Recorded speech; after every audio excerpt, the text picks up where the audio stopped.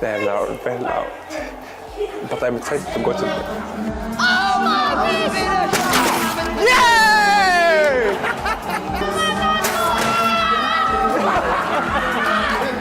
Hello.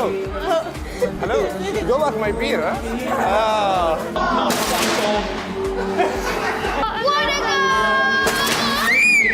Oh my god! It's a good surprise, honestly. I didn't expect that would be like that. أشرقت نفسي بنور من فؤادي حينما رددت يا رب العباد وانتشت روحي وصار الدمع يجري يا إلهي خذ بقلبي للرشاد أشرقت نفسي بنور من فؤادي حينما رددت يا رب العباد.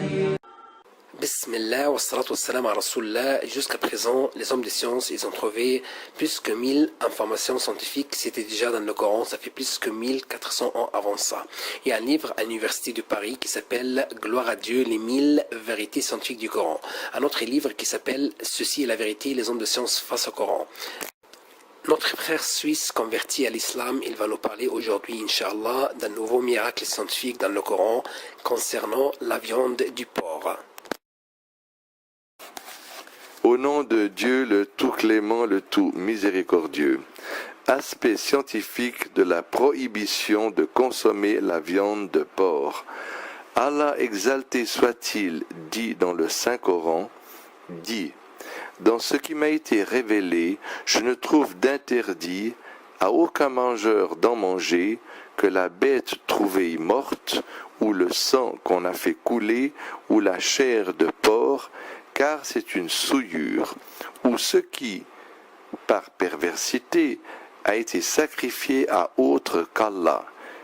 Quiconque est contraint, sans toutefois abuser ou transgresser, ton Seigneur est certes pardonneur et miséricordieux. Sourate les Bestiaux, verset 145. Vérité scientifique. La science a découvert certains aspects des interdits de la législation islamique qui a pu protéger ses fidèles durant des siècles avant l'invention des microscopes. Ainsi, la science réussit-elle à comprendre que les bactéries se reproduisent dans les corps morts et notamment dans le sang. De même, la science comprit que les souillures qui se regroupent dans la viande de porc sont intraitables. Le porc est donc un refuge pour les microbes, des bactéries et des virus qui transmet à l'homme et aux animaux. Certains de ces bactéries et de ces microbes sont propres au porc, tels que la dysenterie balantidienne, le Trichinella spiralis, le Taenia solium, la cysticercose. Par contre, certains autres microbes et bactéries sont des zoonoses qui comprennent des types de fièvre, le Fasciolopsis boschi en Chine et l'ascarie. Quant à la dysenterie balantidienne, elle se propage souvent de façon épidémique chez les éleveurs de porcs et ceux qui les côtoient, tel que ce fut le cas sur l'île de l'océan Pacifique suite à une tempête qui dispersa les crottes de porc. Il s'avère que cette maladie est inhérente à l'existence du porc dans un endroit, et ce même dans les pays développés, contrairement aux fausses opinions qui affirmaient la possibilité de surpasser le manque d'hygiène du porc en usant de moyens technologiques modernes qui sont à même de rendre insensée toute interdiction de la consommation de viande de porc, notamment en Allemagne, en France, aux Philippines et au Venezuela. L'on contacte la trichinose suite à la consommation des muscles de porc infectés. Les trichinoses femelles rongent les parois de l'intestin afin d'y émettre des larves qui atteignent à peu près 10 000 larves. Ces larves se déplacent par le biais du sang vers les muscles afin d'y former des vésicules contagieuses. Quant au T. spiralis, l'on le contracte suite à la consommation de muscles de porc infectés.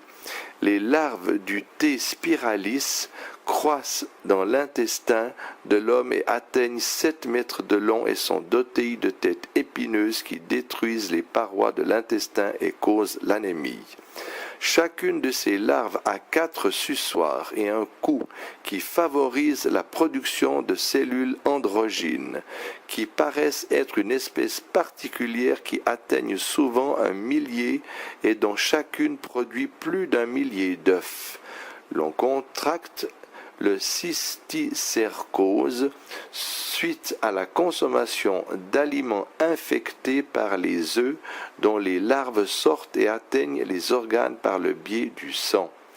Et l'on évalue la gravité de la maladie selon le degré d'infection.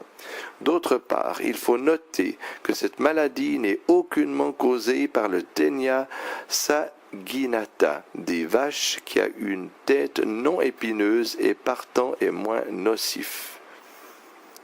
Aspect miraculeux. Le porc est un animal réputé pour son mauvais caractère et qui consomme les excréments. Par mépris, certains idolâtres sont allés jusqu'à considérer le porc comme un animal qui tue les symboles du bien. Selon les légendes, c'est le porc qui tua Horus chez les anciens Égyptiens, tout comme il tua Adon chez les Cananéens. Adonis chez les Grecs et Attis en Asie mineure. Dans l'ancienne Égypte, l'élevage de porcs était considéré comme un sot métier que seuls les indigents acceptaient d'exercer, raison pour laquelle il y était interdit que les éleveurs de porcs adhèrent au temple, tout comme il leur était défendu d'épouser des filles autres que les filles de leurs collègues. Par ailleurs, il était exigé que toute personne qui touche à un porc fasse un bain rituel. D'autre part, le porc était également interdit aux gens du livre, bien que ces derniers aient contrevenu à cette interdiction. Quant au Coran, il a donné la raison de l'interdiction de la consommation de la viande de porc en ces termes. C'est une souillure. Il va de soi que le mot souillure est un mot qui a une connotation générale qui comprend tout ce qui est sale et nocif. Il faut signaler que le Coran interdit la consommation de la viande de porc dans les 3 passages ci-après.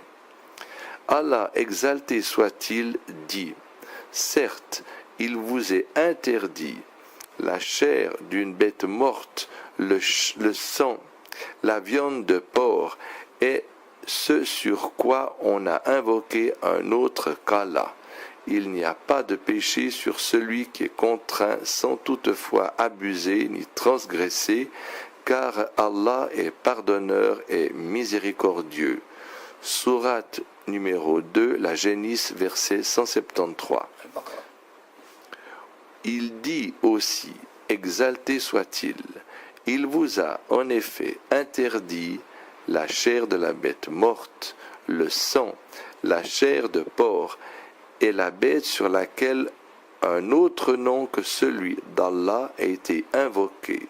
Mais quiconque en mange sous contrainte et n'est ni rebelle ni transgresseur, alors Allah est pardonneur et miséricordieux.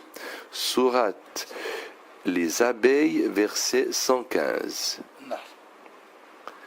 Il dit enfin, exalté soit-il, vous sont interdits la bête trouvée morte, le sang, la chair de porc, ce sur quoi on a invoqué un autre nom que celui d'Allah, la bête étouffée, la bête assommée ou morte d'une chute ou morte d'un coup de corne est celle qu'une bête féroce a dévorée, sauf celle que vous égorgez avant qu'elle ne soit morte. Vous sont interdits aussi la bête qu'on a immolée sur les pierres dressées, ainsi que de procéder au partage par tirage au sort au moyen de flèches, car cela est perversité. Sourate la table, verset 3. Cette interdiction de la consommation de porc englobe tout ce qui est consommable, y compris la graisse. L'interdiction de la graisse de porc aux Juifs était vraisemblablement liée à l'interdiction de la chair. Allah exalté soit-il dit à cet effet: aux Juifs nous avons interdit toute bête à ongles uniques, des bovins et des ovins. Nous leur avons interdit les graisses, sauf ce que portent leur dos, leurs entrailles, ou ce qui est mêlé à l'os. Ainsi les avons-nous punis pour leur rébellion, et nous sommes bien véridiques. Sourate les Bestiaux, verset 146. En effet, l'interdiction de la chair de porc sous-entend l'interdiction de la graisse, même comme nourriture pour des animaux qui sont destinés à la consommation humaine. Il est utile de noter qu'au moment de la révélation du Coran, nul ne savait les caractères nocifs de la viande de porc. Comment donc expliquer cette prévention législative si ce n'est par le fait que la législation coranique provient du savant et du sage par excellence?